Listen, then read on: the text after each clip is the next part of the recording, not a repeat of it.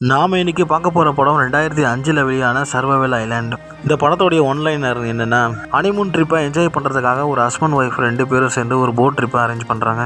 அவங்களுடைய கெட்ட நேரம் போட் தீ பிடிச்சி கடல்ல முழுகுது.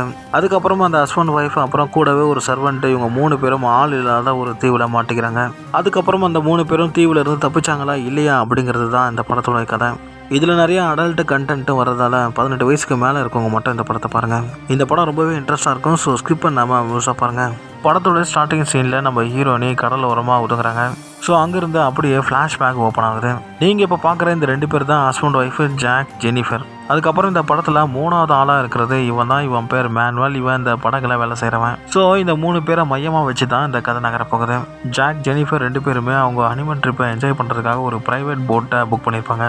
இதில் ஜாக்குங்கிற இந்த சொட்டத்திலேயே மிகப்பெரிய பணக்காரன். இவங்க அந்த ப்ரைவேட் போட் கிட்ட வந்துட்டாங்க. அப்போ மேனுவலை இவங்க சந்திக்கிறாங்க ஃபர்ஸ்ட் டைமாக. இவங்க வரக்கூடிய அந்த நேரத்தில் மேனுவல் கூட ஒரு பொண்ணு சண்டை போட்டுக்கிட்டு இருக்கான். என் வயிற்றில் வளரக்கூடிய குழந்தைக்கு நீ தான் அப்பா, என்னை கல்யாணம் பண்ணிக்கோ அப்படிங்கிற மாதிரி கேட்குறான். மேனுவல் நான் காரணம் இல்லை, என்னால் முடியாது அப்படிங்கிறான். 2 பேருக்குள்ள பயங்கரமாக சண்டை நடக்குது. ஒரு கட்டத்தில் மேனுவல் அந்த பொண்ணை கை நீட்டி அடிச்சிடறான். நீ என்னை ஏமாத்திட்டல, இதுக்கப்புறம் உன்னுடைய நாட்களை என்னைக்கு நீ என்ன ஆகிற பாரு அப்படின்னு சொல்லிட்டு அந்த பொண்ணு மேனுவலை மிரட்டிட்டு அங்கேருந்து கிளம்புறான். இந்த சண்டையை படகுல இருக்கிறவங்க எல்லாருமே வேடிக்கை பார்க்குறாங்க. அதுக்கப்புறமா அன்னைக்கு ஈவினிங்கே அந்த போட்டை கடலுக்குள்ளே கொண்டு போகிறாங்க. அன்னைக்கு நைட் போட்டில் சின்ன பார்ட்டி நடக்குது. மேனுவல் தான் எல்லாருக்குமே சர்வ் பண்ணுறான். அப்படியே கட் பண்ணால் இந்த பக்கம் மேனுவல் ஒரு பொண்ணை ஏமாத்திருப்பான்ல, அந்த பொண்ணு ஏதோ சூனியம் பண்ணுற மாதிரி கட்டுறாங்க. இதுக்கு நடுவில் ஜாக், ஜெனிஃபர் 2 பேருமே அவங்களுடைய ஹனிமூனை அந்த போட்லேயே தொடங்குவாங்க. இவங்க இன்டிமேட்டாக இருக்காங்கல்ல, அப்போ பயங்கரமாக சத்தம் வரும். அந்த சத்தம் நம்ம மேனுவலுக்கு பயங்கர எரிச்சலை உண்டாக்குது. மேனுவல் பக்கத்து ரூம்லேயே இருக்கிறதால அவனுக்கு ரொம்ப தொந்தரவாக இருக்குது. காதெல்லாம் பொத்தி பார்க்குறான். அப்போவும் அந்த சவுண்ட் வந்துகிட்டே இருக்கு. அதே நேரத்தில் மேனுவலுடைய கேர்ள் ஃப்ரெண்டுக்கு ஏதோ சூனி வச்சுட்டு இருந்தால, அதனால மேனுவலுக்கு மூக்குலேருந்து சடனாக ரத்தம் வருது. அப்படியே விடியுது. மறுநாள் காலையில் ஜாக்கு மேனுவல் கிட்ட பீர் கொண்டு வர சொல்லியிருப்பான். மேனுவல் பீர் கொண்டு வர கொஞ்சம் லேட்டாக இருக்கும். அதனால ஜாக்கு எல்லாரும் முன்னாடியும் அவனை அவமானப்படுத்திடுவான். இதனால மேனுவலுக்கு ரொம்ப அசிங்கமாக போயிடுது. அவன் பயங்கரமாக கோவப்படுறான் ஜாக் மேலே. மேனுவல் கோச்சிக்கிட்டு ஷிப்போடைய கிச்சன் பகுதிக்கு போயிடுறான். கூடவே அந்த ஷிப்போடைய ஓனரும் போறாரு.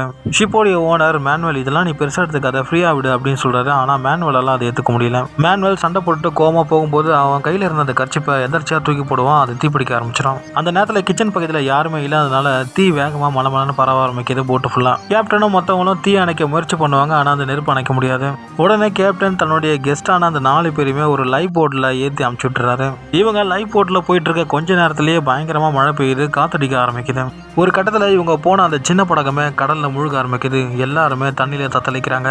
அப்போ அலையோடைய அலையா அடிச்சுட்டு வந்தவங்க தான் நம்ம கதாநாயகி. இப்போதான் நம்ம கதையோடைய ஸ்டார்டிங் சீனுக்கே வரும். நம்ம ஹீரோயினி என்ன நடந்துச்சுன்னு சொல்லி எல்லாத்தையுமே ஒரு ஈவென்ட் பண்ணி பார்க்குறாங்க. மேனுவலும் நம்ம ஹீரோயினி இருக்கிற அதே இடத்துக்கு கரை ஒதுங்குறான். அதுக்கப்புறமாட்டு தண்ணியில ஒரு புனம் மிதந்து வருது. அப்போ ஜெனிஃபர் வேகமா ஓடி போய் பார்க்குறா. ஒருவேளை அது ஜாக்கா இருக்குமான்னு சொல்லி. அதே நேரத்தில் மேனுவலும் அங்கே வந்து பார்க்குறான். ஆனால் அந்த தண்ணியில அடிச்சுட்டு வந்தது அந்த ஷிப்போடைய ஓனர். அவருக்கு உயிர் இருக்கான்னு சொல்லி செக் பண்ணா அவர் இறந்து போயிருக்கிறது தெரிய வருது. 2 பேரும் பயங்கர ஷாக் ஆகுறாங்க. அதுக்கப்புறமா தங்களுக்கான கூடாரத்தை ரெடி பண்ண ஆரம்பிக்கிறாங்க. இருக்கிற பொருளை வச்சு சின்னதாக ஒரு கூடாரம் வச்சுக்கிறாங்க. மறுநாள் காலைல மேனுவலும் ஜெனிஃபரும் ஒன்னா பீச்சில் குளிக்கிறாங்க. ஜெனிஃபர் எனக்கு ரொம்ப பசிக்குது, ஏதாவது கொண்டு வா அப்படின்னு சொல்லிட்டு மேனுவல் கிட்ட கேட்குறான். மேனுவலும் கடலுக்குள்ள இறங்கி மீன் பிடிக்க முயற்சி பண்றான். அதுக்கப்புறம் மேனுவல் மீன் பிடிச்சு கொண்டு வந்துட்டு இருக்க அந்த நேரத்தில் கரையோரமாக ஒதுங்கி இருக்கிற ஜாக்கை அவன் பார்க்குறான். அப்புறம் மேனுவல் ஜாக்கை கை தாங்களாக கூட்டிகிட்டு வந்து தன்னுடைய கூடாரத்தில் தங்க வைக்கிறான். ஜெனிஃபருக்கு தன்னுடைய ஹஸ்பண்ட் ஜாக் கிடைச்சதுல ரொம்ப சந்தோஷம். 2 பேரும் கட்டிப்பிடிச்சி சந்தோஷப்படுறாங்க. அதுக்கப்புறம் மேனுவலும் ஜெனிஃபரும் கடலுக்குள்ளே போயிட்டு ஜாக்குக்காக மீன் பிடிச்சி கொண்டு வருவாங்க சாப்பிட்றதுக்கு. மேனுவலும் ஜெனிஃபரும் சிரித்து சந்தோஷமாக பேசுறது ஜாக்குக்கு உறுத்தலாக இருக்கு. இத்தனை நாள் மேனுவலும் ஜெனிஃபரும் தனியாக இருந்திருக்காங்க. ஏதாவது தப்பு நடந்திருக்காரா என்ன அப்படின்னு சொல்லி ஜாக் யோசிக்கிறான். அதுக்கப்புறம் ஜாக் நேரடியாகவே ஜெனிஃபர் கிட்ட கேட்குறான். நீங்கள் 2 நாளாக இந்த தீவில் இருக்கீங்க, உங்களுக்குள்ளே ஏதாவது தப்பு நடந்ததா சொல்லுங்கள், நான் எதுவும் பெருசாக எடுத்துக்க மாட்டேன் அப்படிங்கிற மாதிரி போட்டு வாங்குறான். ஆனால் ஜெனிஃபர் எங்களுக்கு நடுவில் ஒன்றும் நடக்கலை, நீ எதுவும் போட்டு மனசை குழப்பிக்காத அப்படிங்கிறான். ஆனால் ஜாக் ஜெனிஃபர் சொல்கிறத நம்பலை. அவனுக்குள்ள ஒரு சந்தேகம் இருந்துகிட்டே இருக்கு. மறுநாள் ஜாக், ஜெனிஃபர், மேனுவல் இவங்க 3 பேரும் சாப்பிட்டுட்டு இருக்க அந்த நேரத்தில் மேனுவலுக்கும் ஜாக்குக்கும் ஒரு சின்ன சண்டை வந்துடுது. அன்னைக்கு அப்புறம் யாருமே சாப்பிடவே இல்லை. மறுநாள் மேனுவலும் ஜெனிஃபரும் மீன் பிடிக்க கடலுக்கு போயிட்டு வராங்க. அதுக்குள்ள ஜாக் அவங்க ஆல்ரெடி வச்சிருந்த அந்த வீட்டை இடிச்சுட்டு இவன் தனியாக ஒரு சின்ன வீடு மாதிரி கட்டி வச்சுக்கிறான். மறுபடியும் ஜாக் வேணும்னே மேனுவல் கிட்ட சண்டை போடுறான். ஜெனிஃபர் என்ன சொல்றாருன்னா, ஜாக் நீ இது மாதிரி பண்ணியிருக்க கூடாது, அந்த வீட்டை கட்டினதே மேனுவல் தான், நாம வேணா அந்த சின்ன வீட்டுக்கு போயிடலாம், மேனுவல் இங்கே இருக்கட்டும் அப்படின்னு சொல்றான். அதுக்கு ஜாக் ஜெனிஃபர் கிட்ட நீ வேணா அவன் கூட போய் ஒன்னாயிரு, நான் இந்த இடத்த விட்டு வரமாட்டேன் அப்படின்னு சொல்லிடுறான். மேனுவல் இந்த வாட்டி சத்தம் போடாம அமைதியா அவனுடைய கூடாரத்துக்கு போயிடுறான். மறுபடியும் ஜாக்குக்கும் மேனுவலுக்குள்ள ஒரு சின்ன வாக்குவாதம் வருது. அப்ப மேனுவல் ஜாக் கிட்ட சொல்றான், நீ பெரிய பணக்காரனாக இருக்கலாம், ஆனால் அந்த பணத்தை வச்சு இங்கே ஒன்றும் பண்ண முடியாது.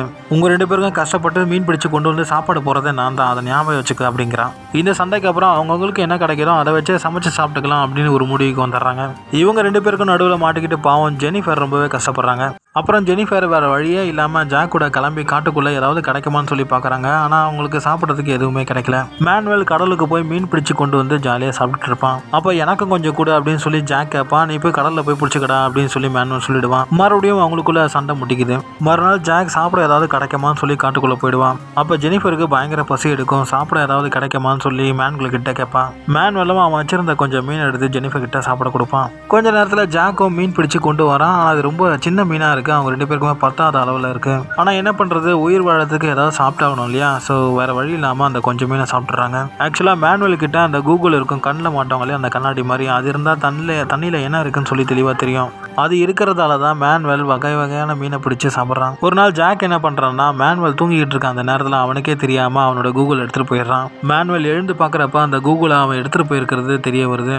இதனால மேனுவல் ஜாக்கை சாகடிக்கணும்னு சொல்லிட்டு வேகமாக கடலுக்குள்ளே இறங்குறான். அதனால ஜெனிஃபர் எப்படியாவது மேனுவலை தடுக்கணும்னு சொல்லி நினைக்கிறான். 2 பேருக்குள்ள ஒரு ஃபிசிக்கல் டச் உண்டாகுது. அதுக்கப்புறம் 2 பேரும் தன்னை அறியாமல் இன்டிமேஷனாக இருக்க ஆரம்பிக்கிறாங்க. கடைசியில் ஜாக் எது நடந்துச்சுன்னு சொல்லி நினச்சானோ, சந்தேகப்பட்டானோ, உண்மையிலே இப்போ அது நடந்துருச்சு. ஜாக் கடலுக்கு போய் பெரிய மீன் பிடிச்சிட்டு அதுக்கப்புறமா கடலுக்கு வெளியே வரான். அப்போ ஜாக் மேனுவல் கிட்ட இருந்து எடுத்துகிட்டு போன அந்த கூகுளை தூக்கி அவன்கிட்ட தூக்கி போடுறான். ஜாக் ஜெனிஃபர் கிட்ட போயிட்டு நான் பெரிய மீன் பிடிச்சி கொண்டு வந்திருக்கேன் பாரு அப்படின்னு சொல்லி காட்டுறான். அதுக்கப்புறம் ஜெனிஃபர் அவன் போனதுக்கப்புறம் மேனுவல் கூட என்ன நடந்துச்சு அப்படிங்கிறத ஜாக் கிட்ட சொல்கிறான். இதை கேட்டதுமே ஜாக் பயங்கரமாக டென்ஷன் ஆகிறான். ஜெனிஃபர் தலைமுடியை பிடிச்சி தரன்னு இழுத்துட்டு போயிட்டு மேனுவல் இருக்கிற அந்த கூடாரம் வரைக்கும் எடுத்துகிட்டு போய் விட்டுறான். ஜாக் ஜெனிஃபர் கிட்ட இனிமேல் நீ எனக்கு தேவையே இல்லை அப்படின்னு சொல்லிட்டு மேனுவல் கூடயே இருன்னு சொல்லிட்டு வந்துடுறான் கூடாரத்துக்கு. அதுக்கப்புறம் ஜாக் தனக்கு கிடைக்கக்கூடியதை தனியாக அவனே சாப்பிட்டுக்கிறான். அதுக்கப்புறம் ஒரு நாள் ஜாக் கடலுக்குள்ளே மீன் பிடிக்க போகிறப்ப கடலுக்குள்ளே ஒரு படகு இருக்கிறத கவனிக்கிறான். ஜாக் கஷ்டப்பட்டு அந்த படகை வெளியே கொண்டு வரான். அப்போ ஜெனிஃபரும் மேனுவலும் ஹெல்ப் பண்ண ஓடுவாங்க. இந்த படகு கிட்ட வந்தீங்கன்னா அவ்வளோதான், இந்த படகு எனக்கு சொந்தம், இந்த படகை நான் ரெடி பண்ண போகிறேன், இந்த படகை ரெடி பண்ணிவிட்டு இதுக்கப்புறம் நான் இந்த தீவை விட்டு வெளியே போயிடுவேன், நீங்கள் இங்கேயே மாட்டி சாவுங்க அப்படின்னு சொல்லிடுறான். இவங்க கிட்ட சொன்ன மாதிரி ஜாக்கு அந்த படகை ரெடியும் பண்ணுறான். இப்போ மேனுவலும் ஜெனிஃபரும் ஒரு திட்டம் போடுறாங்க. ஜாக்கு அந்த படகை ரெடி பண்ணட்டும், அதுக்கப்புறம் நாம அதில் ஏறி தப்பிச்சு போயிடலாம்னு சொல்லி நினைக்கிறாங்க. இவங்க இப்படி திட்டம் போடுறத ஜாக் ஒரு மரத்து பின்னாடி ஒளிஞ்சிருந்து கெட்டுருவான். அதுக்கப்புறம் ஜாக் வேணும்னே அந்த படகை கொஞ்சம் டேமேஜ் பண்ணி வச்சிருவான். மறுநாள் விடியுது. ஜாக் மீன் பிடிக்க போயிடுவான். அதுக்கப்புறம் மேனுவலும் ஜெனிஃபரும் அந்த படகு எடுத்துட்டு கடலுக்குள்ளே போக முயற்சி பண்ணுவாங்க.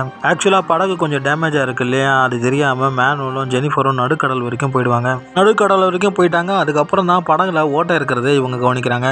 படகு கொஞ்சம் கொஞ்சமாக மூழ்க ஆரம்பிக்குது. இதை எல்லாத்தையுமே ஜாக்கு கரையில இருந்து சந்தோஷமா ரசிச்சு பார்த்துட்டு இருக்கான். அதுக்கப்புறம் மேனுவலும் ஜெனிஃபரும் கஷ்டப்பட்டு கரைக்கு நீச்சல் அடிச்சு வந்துருவாங்க. மேனுவலும் ஜாக்கும் பயங்கரமா சண்டை போட்டுக்கிறாங்க. ஒரு கட்டத்தில் மேனுவலை ஜாக் பயங்கரமா அடிச்சிருவான். ஜெனிஃபர் தடுக்க எவ்வளோ முயற்சி பண்ணாலும் அவளால் ஒன்றுமே பண்ண முடியாது. இவங்க 2 பேரும் சண்டை போட்டுட்டு இருக்கா. அதே நேரத்தில் மேனுவலுடைய காதலி ஏதோ சூனியம் வச்சுட்டு இருப்பான் மேனுவலுக்கு. ஒரு கட்டத்தில் மேனுவல் ஜாக் அடிக்கிறதுக்காக பெரிய கல்லை தூக்கி போட பார்ப்பான்.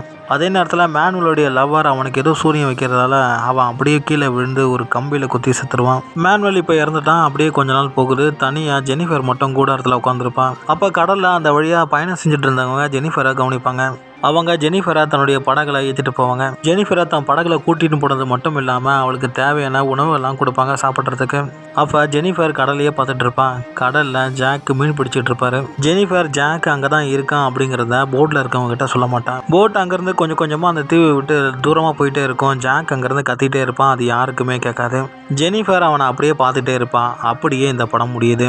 ஓகே, இந்த படம் எப்படி இருந்துச்சுன்னு சொல்லி மறக்காமல் கமெண்ட் செக்ஷனில் கமெண்ட் பண்ணுங்கள். நானும் பார்த்து தெரிஞ்சுக்கிறேன். அண்ட் இது மாதிரியான வித்தியாசமான கதைகளை பார்க்க மறக்காமல் நம்ம சேனலை சப்ஸ்கிரைப் பண்ணி வச்சுக்கோங்க. அடுத்து ஒரு வித்தியாசமான கதையில் உங்களை எல்லாம் வந்து சந்திக்கிறேன். பாய்.